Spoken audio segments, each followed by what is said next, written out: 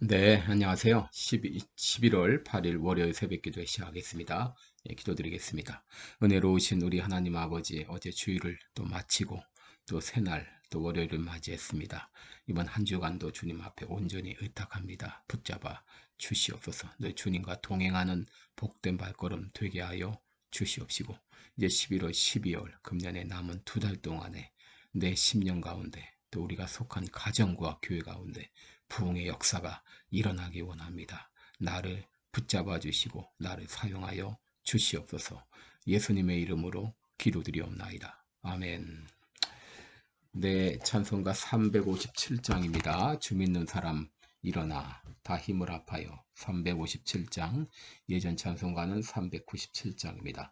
주 믿는 사람 일어나 다 힘을 합하여 이 세상 모든 마귀를 다쳐서 멸하세. 저 앞에 오는 적군을 다 싸워 이겨라. 주 예수 믿는 힘으로 온 세상 이기네. 믿음이 이기네. 믿음이 이기네.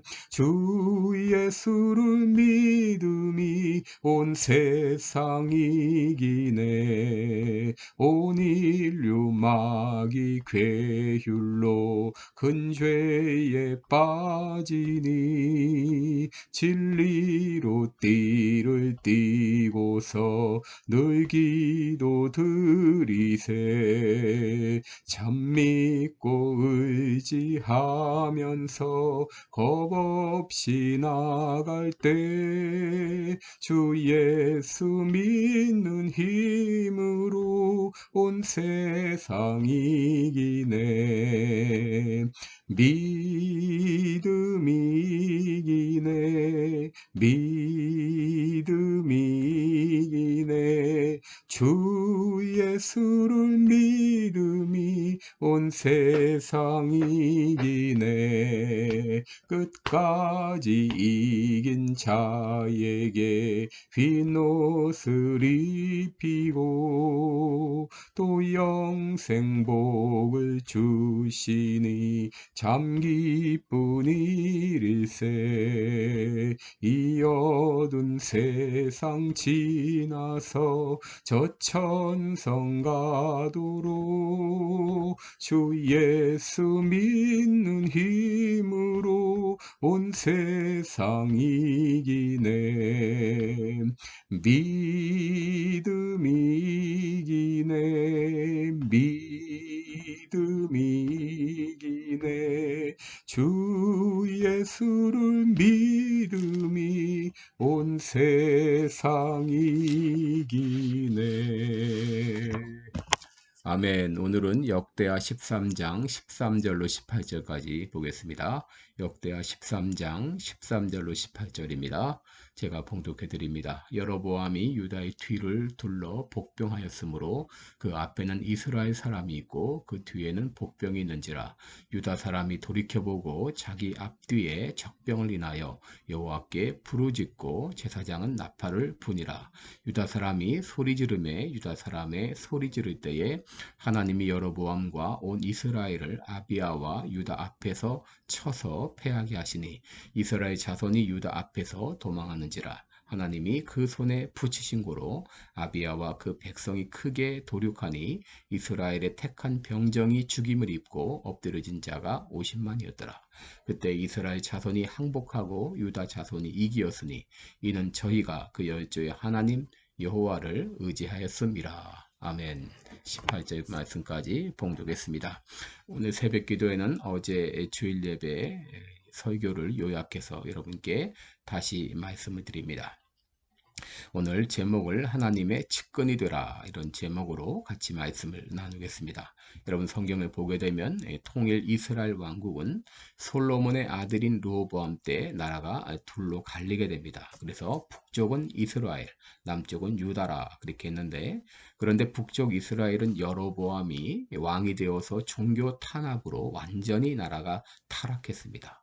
또 남왕국 유다 역시 들쑥날쑥한 르호보암의 정책으로 말미암아 여전히 문제가 도사리고 있었습니다.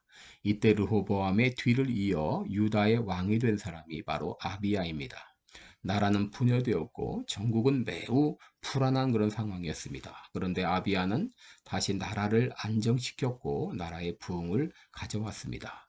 그렇다면 이 아비야 왕 때 일어났던 부흥의 원인은 무엇인가요? 오늘 두 가지를 말씀드립니다. 첫째는 하나님을 향한 열심입니다. 지난주 내가 부흥의 주역이다 이런 말씀을 드렸는데, 내가 하나님을 향하여 뜨거운 열심을 가질 때 하나님은 그런 나를 통하여서 부흥의 역사를 일으켜 주십니다.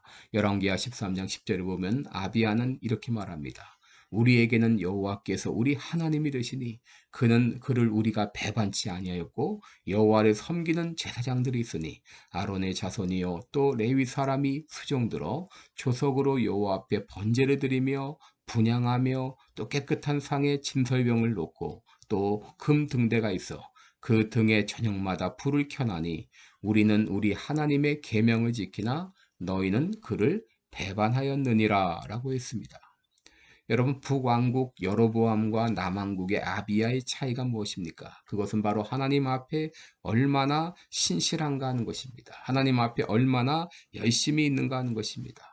여로보암은 이스라엘의 왕이 된 후에 국민들이 예루살렘에 내려갔다가 돌아오지 않을 것을 두려워해서 베델과 단의 금송아지를 만들어 놓고 이것이 애굽 땅에서 너희를 인도하여 낸 신이다 하면서 우상을 섬기게 했습니다.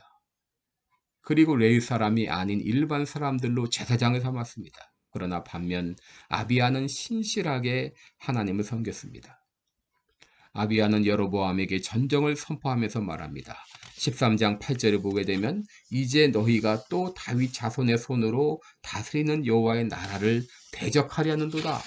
너희는 큰 무리로 또 여로보암이 너희를 위하여 신으로 만든 금송아지가 너희와 함께 있도다. 너희가 아론 자손된 여호와의 제사장과 레위 사람을 쫓아내고 이방 백성의 풍속을 쫓아 제사장을 삼지 아니하였느냐? 물은 누구든지 숫송아지 하나와 수양 7을 끌고 와서 장립을 받고자 하는 자마다 허무한 신의 제사장이 될 수 있도다.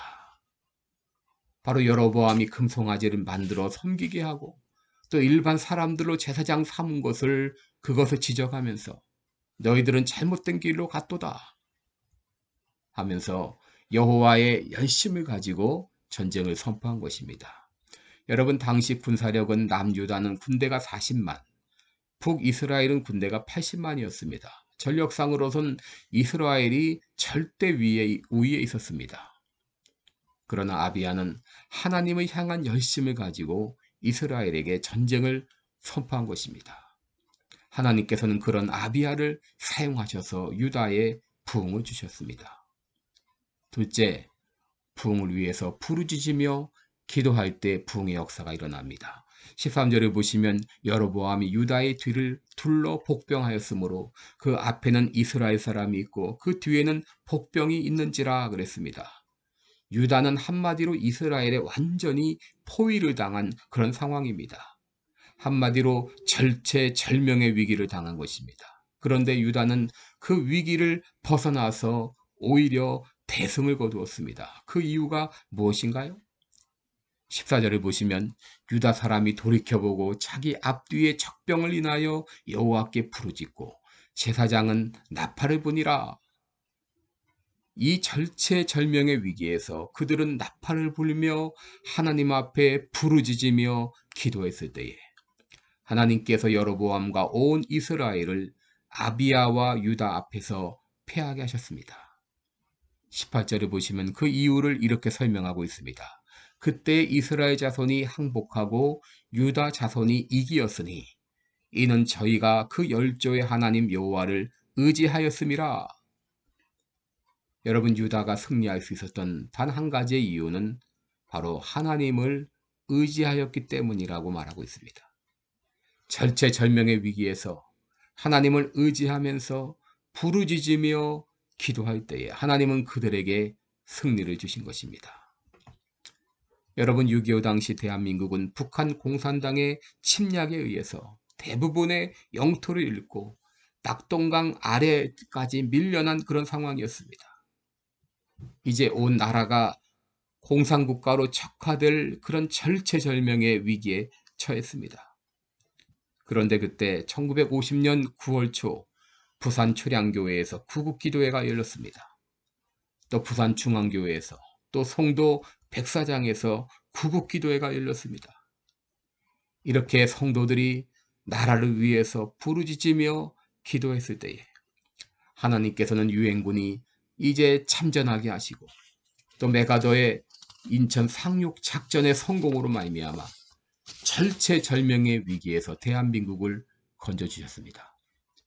6.25 이후에 한국은 눈부신 발전을 거듭해서 1950년대 1인당 국민소득 100달러가 안 되었던 나라가 이제는 3만 달러를 넘어섰고 세계 10대 수출국이 되었고 제13위의 경제 대국이 되었습니다. 여러분, 이렇게 대한민국이 부강한 나라가 된 이유가 무엇입니까?